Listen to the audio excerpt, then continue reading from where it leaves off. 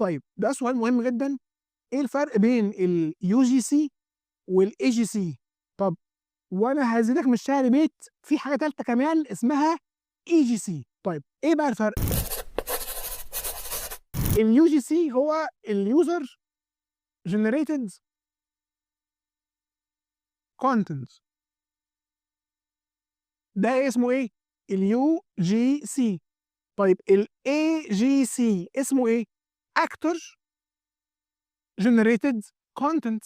والحاجه الثالثه اللي انا زودتها لك اسمها اي جي سي. ايه الاي جي سي؟ هو الامبلوي جنريتد كونتنت. ايه بقى الفرق بين الثلاثه؟ الاشهر فيهم هو اليو جي سي اللي هو اليوزر جنريتد كونتنت، يعني كونتنت، وكونتنت هنا نعني بيها بالبلدي كده كرييتيف. يعني كرييتيف الفيديو، الصوره، وغالبا بيكون فيديو طبعا. الفيديو اللي اليوزر بتاعك هو اللي عمله جنريشن، هو اللي عمله. مين اليوزر بتاعك؟ الكاستمر بتاعك. فالمفروض ان اليو جي سي ده فيديو العميل صوره لك وهو بيستعمل المنتج كانه ريفيو.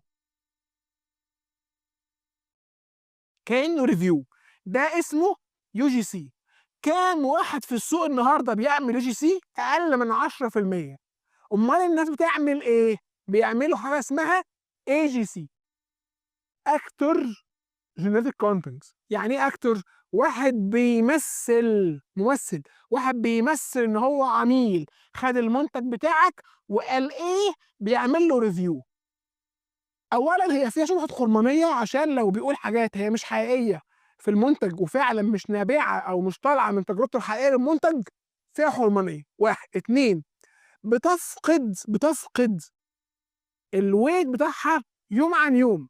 فحاول وانت بتعملها، لو انت رحت لحد يعمل لك ريفيو، تخليه يعمل ريفيو محترم فعلا بوصف المنتج بتاعك او بالحاجات اللي فعلا بتقدمها في المنتج بتاعك، سواء حلوه او وحشه، لان ده هيدي مصداقيه اكتر عند العميل وهتبعد عن حته الحرام والحلال.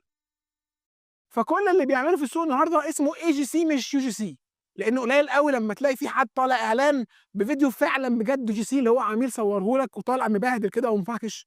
انما احنا النهارده بنشوف فيديوز اي جي سي منمقه ومتظبطه ومعمول لها مونتاج ومعمول لها. طبعا ده اسمه اي جي سي، حلو جدا وبيكونفرت رائع جدا، لكن استخدمه بحذر عشان ما يبانش ان هو فيك.